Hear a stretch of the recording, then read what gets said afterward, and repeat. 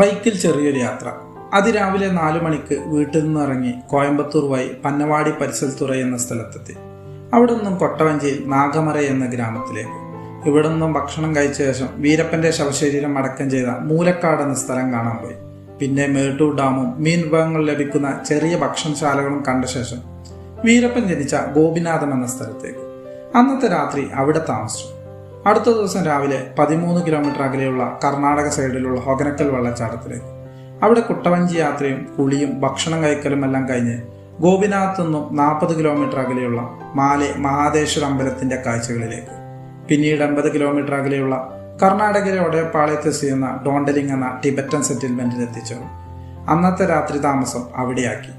അടുത്ത ദിവസം രാവിലെ ഇവിടുത്തെ മൊണാസ്ട്രികളെല്ലാം കണ്ട ശേഷം ഉച്ചയോടെ ചാമരാജ് നഗർ ഗുണ്ടൽപേട്ട് വഴി നാട്ടിലേക്ക്. രാത്രിയോടെ വീട്ടിൽ തിരിച്ചെത്തി. ആകെ മൊത്തത്തിൽ ഒരു 700 കിലോമീറ്ററോളം ബൈക്ക് ഓടിച്ചു.